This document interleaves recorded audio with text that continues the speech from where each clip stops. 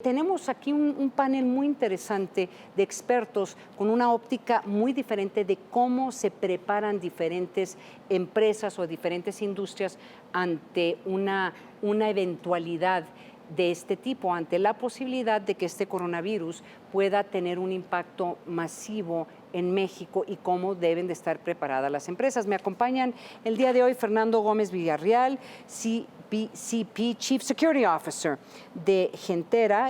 Sé que eres un experto en este tema de business continuity. Correcto. Nos acompaña Kael Malo Jubera Castañeda, que es presidente de la Asociación Grupo de Ejecutivos en Manejo de Riesgos Corporativos. De veras, muchísimas gracias. Además, me ayudó a crear esta discusión, esta mesa. Y Pedro Antonio Castolo, director regional de seguridad de Laureate International University. Les agradezco. Los tres vienen de tres industrias diferentes. Les hago la primera pregunta.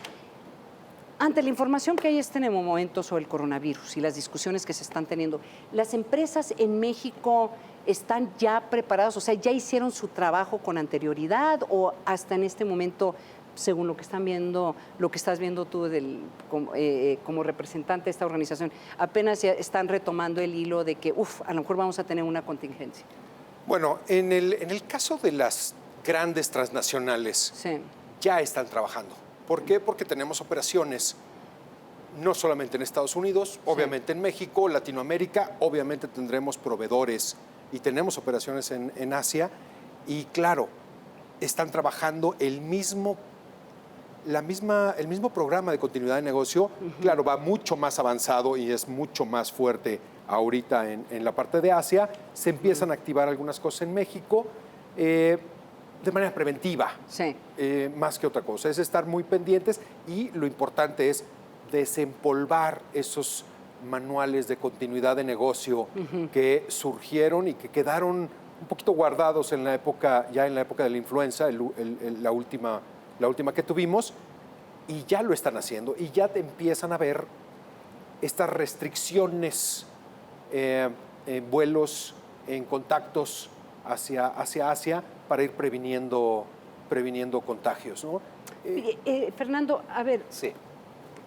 obviamente diferentes industrias van a tener protocolos diferentes. A mí siempre lo que me ha sorprendido es que siempre se ha hablado que va a haber un contagio más, o sea, un tipo de influenza aviar, ¿te acuerdas? O sea, cuando todos los protocolos, de hecho, se hicieron originalmente ante una influenza aviar que podría matar muchísimas personas. A mí lo que me sorprende es que todavía siento que las empresas, el mismo gobierno de Estados Unidos está diciendo no tenemos máscaras suficientes. O sea, tuvieron años para prepararse para eso, para tener gel y parecería que hasta el mismo gobierno de Estados Unidos como que está teniendo problemas para poder anticipar lo que podría representar este coronavirus. Entonces, en términos de cómo las diferentes industrias se preparan, ¿cuántas crees o cómo está el empresariado mexicano? ¿Literalmente están empezando de cero?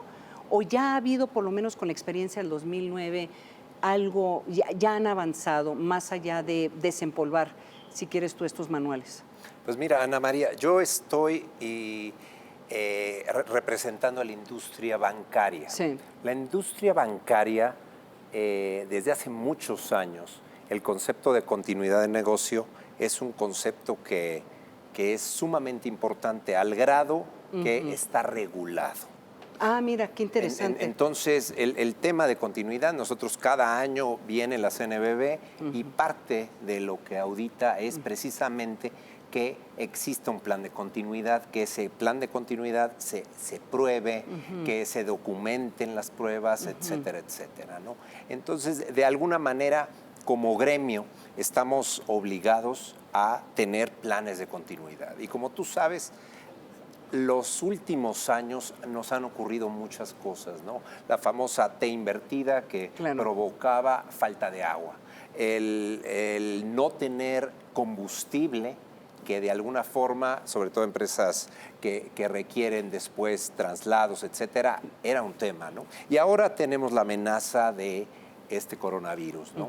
Y en ese orden de ideas, yo creo que si uno tiene un plan de continuidad, que a la postre, ¿qué es lo que sucede, Ana María?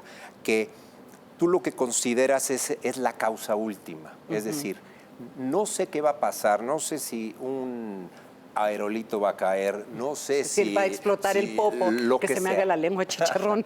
Y ese tipo de cosas. Pero a la postre te van a ocasionar pocas cosas, que es, una, no tener acceso a las instalaciones, y Sí. por eso la mayoría tenemos un site alterno. Sí. Después, que no exista, que el sistema se caiga, entonces todos tenemos un DRP, que es un backup de tu sistema principal, y después esta fase que es, no tengo a la gente. Y entonces tengo que preparar backups, tengo que de alguna manera cerciorarme que cada uno sabe, tengo que propiciar el poder Y estar operando. ya han hecho como drills o han hecho más o menos ya discusiones y reuniones ante esta eventualidad, el sistema bancario. Pues mira, de manera de gremio aún no.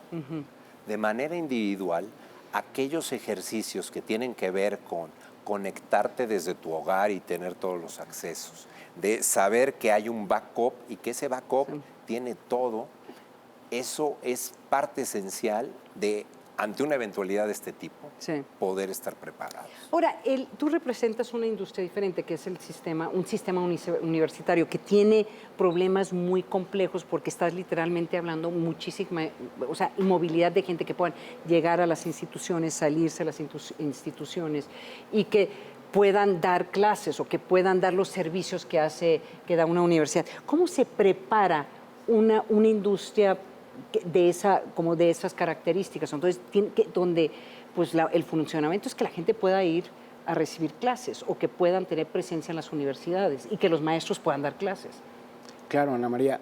En este caso, las universidades siempre consideramos el estudiante como nuestra materia prima y como el principal punto de atención de todas nuestras acciones y de todas nuestras actividades. Por lo tanto, las labores que se hacen en pos de generar áreas y espacios educativos seguros y en este caso saludables, siempre son de carácter preventivo.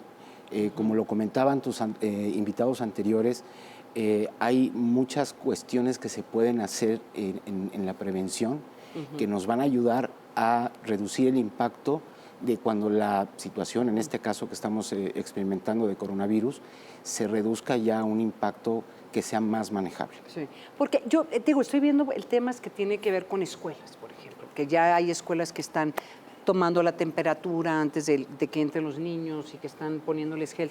Nos queda un minutito rápidamente. En este momento, con la experiencia que tiene el sector privado ante estas contingencias, ¿qué debería estar haciendo el gobierno de México rápidamente? Ana María, yo creo que está en la expectativa, debería de estar pensando ya en una contingencia mayor y perfectamente organizado. La parte de la comunicación siempre es importante. Sí, es importante. Puedes tener un gran programa, muy fuerte, pero si no lo comunicas de la manera correcta, comunicación, no sirve. Una estrategia de comunicación. Fernando, ¿qué debería estar haciendo el gobierno de México? Yo creo que lo que representa la parte del gobierno que tiene infraestructura estratégica debería de tener ya un plan de contingencia para una serie de amenazas y entre otras una pandemia. Y en ese orden de ideas, haber ya desde antes ensayado, ejercitado y poder saber al menos cuáles son el ABC de pasos que ante una situación como estas debiéramos hacer. Porque hay lecciones, o sea, tiene que haber lecciones aprendidas de lo que sucedió en el 2000. En el 2009, Pedro, último comentario, ¿qué debería de estar pensando el gobierno de México?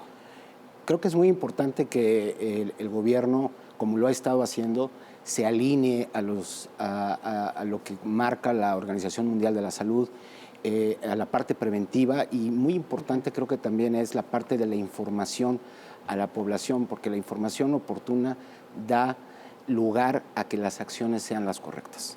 Pues muchísimas gracias a los tres, Pedro, Fernando, Cael, les agradezco muchísimo y los vamos a volver a llamar, porque creo que desafortunadamente va a ser un tema que vamos a continuar abordando aquí en Gabinete de Seguridad, se los agradezco muchísimo.